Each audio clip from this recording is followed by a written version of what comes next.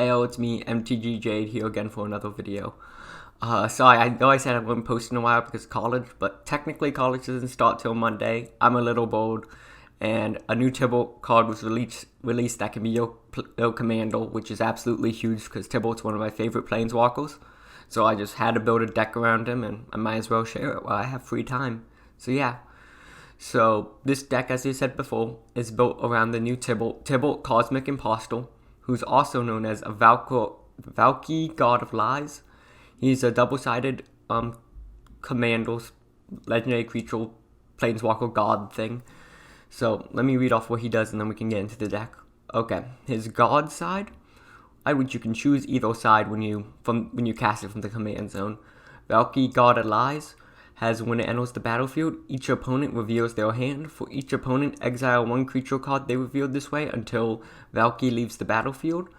And then you can have like a effect just like that Demure dude, Lazov, the new Lazov, where you choose a creature type exiled with Valkyrie with converted mana cost X or less, and he becomes a copy of that card, which is pretty cool. It's not until Undertone, which I really like. So yeah. It's only a 2 mana drop for that side of the god side. And then the second side, the flip side, is Tibalt Cosmic Impostor, his planeswalker side, which costs 7 mana, which is a lot for a planeswalker, but as I'll read off, he's really worth it. So when he enters the battlefield, you get an emblem that says you may play exiled cards with Tibalt Cosmic Impostor, and you may spend mana as though it was mana of any color. Then for his abilities, he has a +2, which is exile the top card of each player's library, which is just like giving you 4 cards, basically, that you can play. And then there's exile target artifact or creature as his -3, which just lets you basically steal the best thing on the board, which I love. And then his -8 is just a win the game, if you're ever able to pull it off, which is exile all cards from all graveyards, and then you add 3 red mana to your mana pool, which is pretty good. So just a cool type of theme of stealing stuff for both sides of him and playing your opponent's decks, basically, is how this deck seems to go. So now let's go into the deck. Alright, let's first go into something that every deck needs, ramp. For ramp, we got Arcane Signet, Burnished Heart, Mirrored Landscape, Soul Ring, Wayfarer's Bauble, Solemn Simulacrum, Rakdos Signet, Curse of Opulence, Hazoret's Monument, and then Jessica's Will. All of these are pretty basic cards for it. I mean, Jessica's Will is a new card that's just amazing. It can be both technically card draw or ramp. I feel like most of the time in this deck, though, you're going to be using it trying to be able to try cast Tibalt early, since you want to get that Planeswalker side out first, so that when you cast the god later in the game, you don't have to pay the ridiculous over 7 for a single Planeswalker. So yeah. Now let's move on to the removal of this deck. The theme of this deck is a lot of the cards here are like more friendly type of cards, and it's more of controlling the game and not making enemies necessarily, but just being a friendly dude to try to make people not hate you as much when you steal their stuff, and make them not want to kill you first just because they know you're going to steal their stuff. So yeah, for removal we got Bedevil, which I had to run. I mean, it's a devil, it just makes sense. Feed the Swarm for enchantment removal plus creatures. Murderous Rider, Torch Field, it's a devil, removes artifacts, gotta go in. Tragic Slip, Vandal Blast, Terminate, Chaos Warp, and Rakdos Charm. Those are all just great removal cards and stuff to help make sure that the board is all clear for when you cast your commander, since, you don't want to instantly die. Now let's go into the board wipes. These are also pretty crucial because when you want to cast your Planeswalker, you don't want to die instantly, so board wipes can help make sure that it doesn't die right away since there's no other creatures on the field. We got Blasphemous Act, which is just amazing. You're normally going to pay only 1 mana, so if you have like 8 mana, you can play that, then cast your commander. And then we got Last One Standing, which is just a goofy board wipe that's Rakdos colored. And it's just, I love it. It's a dope board wipe that always adds fun to the commander table. And then lastly, for board wipes, we got one that most of the time doesn't board wipe any of your own creatures, mainly your opponents, which is Rakdos the Showstopper, which is great since most of the creatures we're running in this deck are going to be devils to stay on like Tibalt theme and stuff. Now let's go next into the card draw, because who doesn't love drawing cards? We got to do it in this deck. So yeah, we got for card draw, Light Up the Stage, Wheel of Misfortune, Castle Lockwave, Temple Bell, which lets everyone draw cards, hopefully making it so that you stay on everyone's good side, Magus of the Wheel, Outpost Siege, Bag of Holding, which is just amazing because we're also going to be running the other Tibalts in the deck that make you discard cards at random, so Bag of Holding just makes sure that isn't as bad. Humble Defector, another card to make people your friends and not attack Tibalt. Stormfist Crusader, and then the flavor card we had to just put in here, Browbeat, since it's literally just Tibalt's face, which is just great. I needed that card in the deck. There's no way I wasn't running it. Okay, now let's go into the next theme of the deck, the Devils. Well, Tibalt, we gotta run Devils, it just makes sense. So for Devils, we got Mayhem Devil, Hell Rider, Humble Fiend, Zoroth Chaos Rider, which is just makes Devils and it has the random discard effect, very Tibalt in nature and stuff. Sin Prodder, Tibalt's Rager, Squeeing Devil, Wildfire Devils, Spiteful Prankster, Impetus Devils, and with all these devils and stuff, you know, people are going to catch on. There's going to be a witch hunt that's sent out to get you. So, of course, we're playing witch hunt.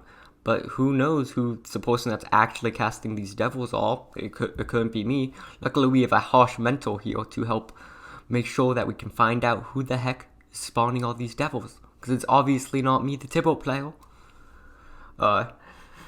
Other than that, we have the Tibalts we're running. We're going to be running the two other Tibalts, of course. Like, it would be a sin not to. So we got Tibalt Rakdish Instigator and Tibalt the Fiend Bonded. Now let's go on to the Planeswalker side synergies. These are cards that synergize well with the Planeswalker side of the Commander. We got Hellkite Corsair, which is just an amazing card in the deck because it just takes out Tibalt for free. It doesn't make him cost Commander tax afterwards. Because of his emblem enters the battlefield, you'll be able to cast anything even when he goes away from exile, so you can just minus him, take the best thing, then he disappears and stuff, and you can recast him next turn or whatever. We got Thieving Amalgam, which is just an amazing support card for when you're running cards that just play other people's decks, since it just gains you life and damages people. Plus it gives you manifests, which let you take even more of the opponent's cards. We got Kaya's Ghost Form, a card I'm always talking about how great it is, and in this deck it's even more great, because it doesn't just target creatures, but planeswalkers, which is huge because your commander's a planeswalker. It's just great. Like it's just, I love this card. I use it in almost every deck. I don't know why more people don't use it, but yeah, it's a complete all-star in this deck. Next, we got Chandra, Acolyte of Flame, which will help boost your loyalty counters, letting you potentially on your second turn of having the Commander Tibalt on the battlefield ultimate. Hopefully, if no one damages it and stuff, but yeah. Then we got Bloodthirsty Blade, which is in here to you put on the most powerful creature that the opponent controls, or an invasive creature that you know could hit your Tibalt without you being able to block it, so that they can't attack you, which is just great all around since it can't attack you or planeswalkers you control. And then lastly, we got Marshal's Decree, which is just I know it's Monarch because of, once again, this wants to make people not focus you. If people are too busy trying to get the Monarch, they won't be attacking your planeswalkers. That's all good here. Plus it punishes your opponents from attacking you, and importantly, planeswalkers also you control, which is always nice. Now, let's go into the God side synergies. Okay, we got Erratic Portal, which lets you bounce back the opponent's, like a big creature the opponent controls, so you can hopefully then cast the God and steal it and then copy it with your commander. We got Dead Gone, same plan. We're wanting to bounce people's stuff so that you can then take it. Glasses of Urza, which is just great so you can see your opponent's hands, know when's a good time to cast his God side. Conjurer's Closet, which just keeps flickering the God side so you can keep choosing new exile targets to copy if you don't like what you currently have, or you want to keep oppressing your opponents from getting really powerful creatures in their hand. We got Wishclaw's Talisman, another group hubby-like card that makes everyone your friend, and hopefully your opponents will be tutoring for a creature, which you can then steal, which would be great. Then we got Aether Membrane, which, I mean, it just bounces stuff back again, and it also protects your commander as a great blocker, so when it's a planeswalker, it's just great. So it's just a great card all around. We got Scheming Symmetry. Once again, hopefully your opponents will be tutoring for a creature. That's your goal, and then you can take it. And it's still group hubby, so everyone is fine and no one gets mad at that. And then we got Seborchan Convanal, or however you pronounce that thing, I. Basically how this one works is you can pay one, make your commander unblockable. Then once it's unblockable and they can't block it, you then activate your commander's ability, copy a card, make it huge or whatever, and hopefully kill your opponent with whatever you copied. Now let's go on the cards that are other people's decks. More cards that let you play other people's decks, but aren't really super hateful and stuff that people will get mad at you with. More of just, haha, look at me do this thing. We got Chaos Wand, of course, one of the funnest cards of all time. Kaiju Mind Eater does a very similar thing to the Planeswalker side of your commander. Macab Mockery, which is great just for taking one of your opponent's things in the graveyard and being a swing fast and then put it back there. And then Mimic That, just a great card for not only taking your opponent's stuff when it dies, but also for stopping potential combos that interact with the graveyard, which is always great. So yeah, now let's go into the last part of the deck, which is the lands. I mean, every deck has lands. Let's go over them. We got Bajuka Bog, obviously, some nice graveyard hate for those graveyard commander decks. Command Tower, Tainted Peak, Temple of Malice, Dragon Skull Summit, Canyon Slow, Gravant Cons, Shadowblood Ridge, Smoldering Marsh, and then 13 Mountains and 13 Swamps. That's it for the video today. I hope you guys like it. I mean, this video is decently budget. I could have easily said like it's only $100 if we went for the like cheapest tier and cheapest TCG player, but let's be real. Tibalt doesn't deserve to have bad cards. He deserves the best cards because he's my boy Tibalt. And who doesn't love my boy Tibalt? So yeah, that's it for the video today. Hope you guys enjoyed. Don't forget to like or subscribe if you want to help support this channel. And yeah, peace out. See you in the next one. Kaboosh!